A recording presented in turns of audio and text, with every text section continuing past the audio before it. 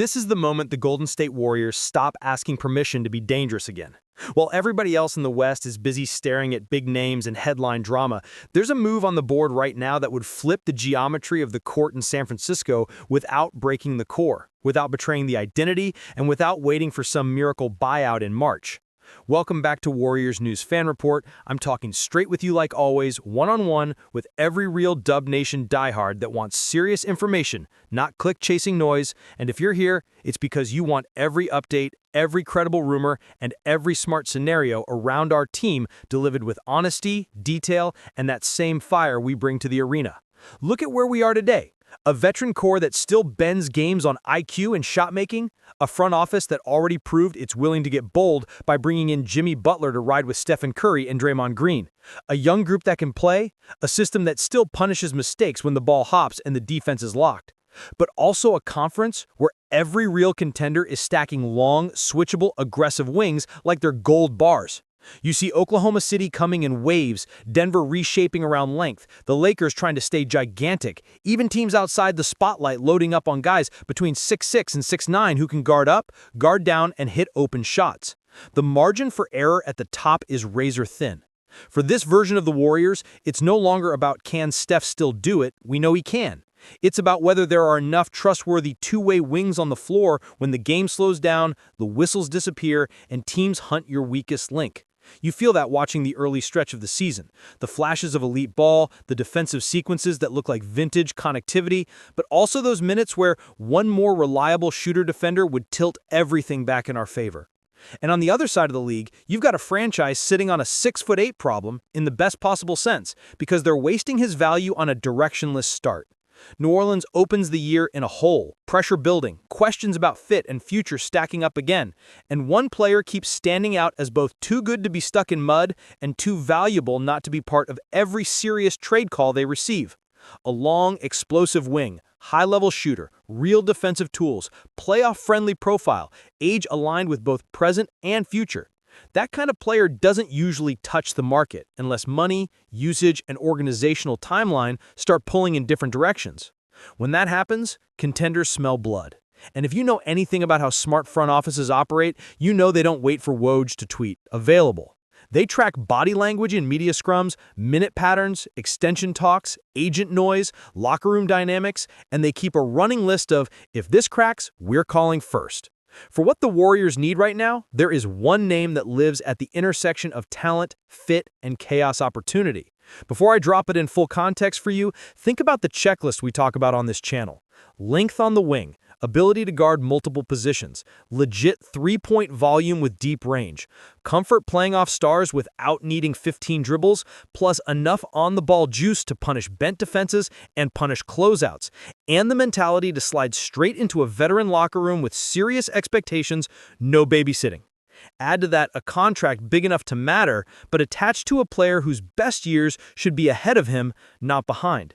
That's not a lottery ticket, that's a statement piece. And you know as well as I do that the Warriors, since the Jimmy move, are clearly done with pretending they're just happy to compete. They're signaling they want to weaponize every year they still have with Steph and Trey. So here's where things get loud. When you line up all those factors, the Pelicans' ugly start, internal pressure, the value of their few premium wings, the Warriors' obvious need for another switchable sniper, the timeline of this core, the rising cost of sitting still in an arms race, you cannot ignore how perfectly Trey Murphy III fits into Golden State's reality. I'm not here to sell you a fake "it's done" banner. I'm here to tell you why serious people around the league see him as exactly the kind of target a locked-in contender like the Warriors should be circling in every real conversation. Trey is not a gimmick scorer. At 6'8" with length, vertical pop, and legit range, he lives in that rare tier of wings who can space the floor from well beyond the arc, run in transition, finish above the rim, and slide defensively without being hunted. Put him in a system that has Curry's gravity, Butler's force, Draymond's mind, Kerr's spacing principles, and the motion we know inside out, and you supercharge everything. Imagine Steph running a high pick and roll with Dre, Butler flattening the weak side, and instead of a hesitant shooter in the corner, you've got Murphy ready to fire over a late closeout or attack a wild rotation with two hard dribbles and a punch at the rim. Imagine late clock possessions in the playoffs where defenses blitz Curry, switch on to Butler, load up on Kuminga's drives, and there's still a 40% shooter with length on the floor who doesn't panic, doesn't freeze, and can hit the big shot without needing his own set called every trip. That's not fantasy basketball. That's exactly what you pay for in this league. Defensively, he gives you something we've been begging to see more consistently. Another body who can credibly switch onto big guards and wings, contest without fouling, and stay on the floor deep into series without opponents circling him as the pressure point. You want to unlock more aggressive coverages, hide some of the aging legs, preserve Steph on and off ball, keep Jimmy fresh, let Draymond quarterback instead of constantly cleaning up too many messes? You add someone like Trey, and suddenly your scheme options widen. You can toggle between switch-heavy lineups, zone wrinkles, pressure looks, and stay confident that you're not one mismatch away from collapse. Now, why would New Orleans even consider it? This is where the meter o loco part hits reality. Teams don't just gift you a player of that profile, but bad starts escalate tension. Cap realities, upcoming paydays, and overlapping skill sets force hard questions.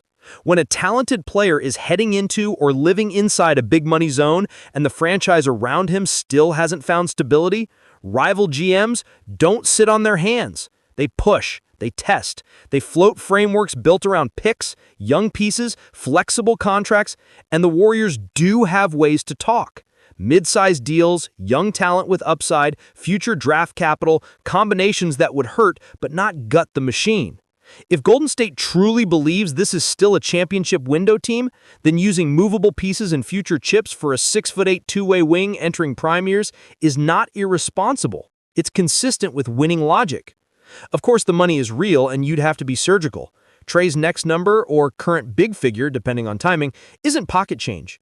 It means double-checking apron implications, making sure you don't strangle your flexibility for the wrong fit, and confirming that his personality and habits align with the culture that's been rebuilt in this locker room. But that's exactly why his name specifically makes sense.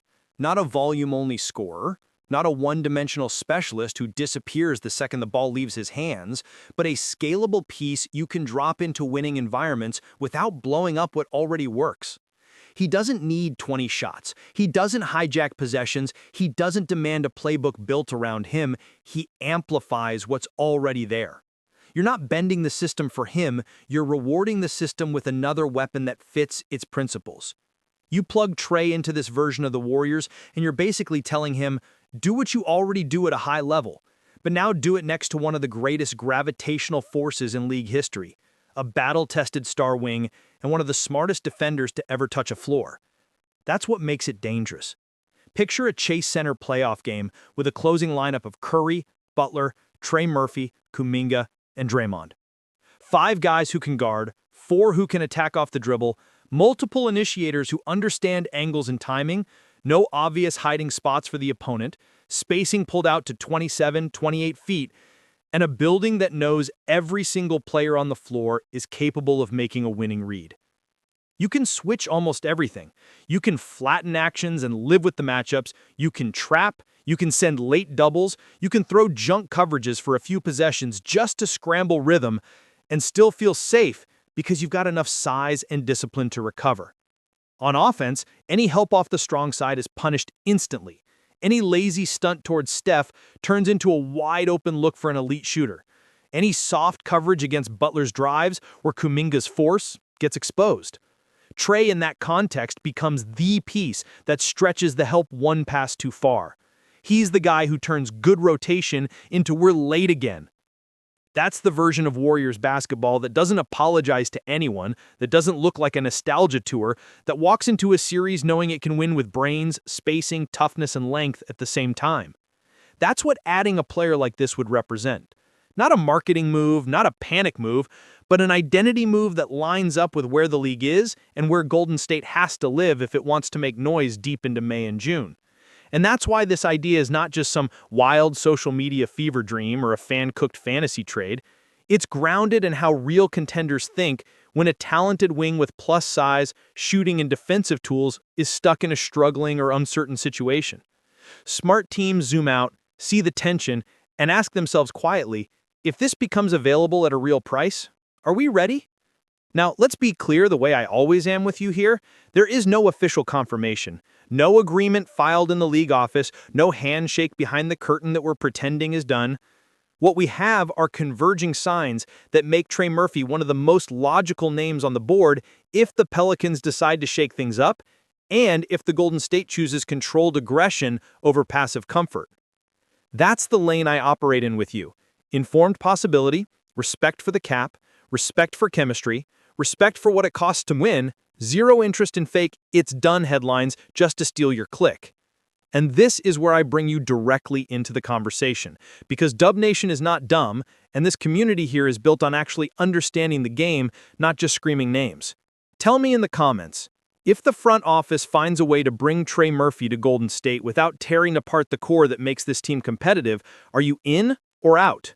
Who are you realistically willing to move? Where do you draw the line? And how do you see him fitting with Steph, Jimmy, Kuminga, and Trey? Do you look at him as the missing piece that turns our spacing and defense into a problem again for the rest of the West? Or do you think the cost, the apron pressure, and the long-term money would be too heavy for a group that already took big swings? I'm reading everything, and the sharpest, most grounded takes are the ones que realmente ajudam a gente a construir o próximo debate aqui. My own conclusion for you, sharp and direct, if Trey Murphy truly hits the trade market and the price is serious but sane, the Warriors have to be in that room. Not because of hype, not because of a name, but because his profile lines up almost perfectly with what wins in this era and with what this roster feels one piece short of becoming. If the ask turns ridiculous or guts the depth and versatility that make this team dangerous, you walk away and trust internal growth without shame.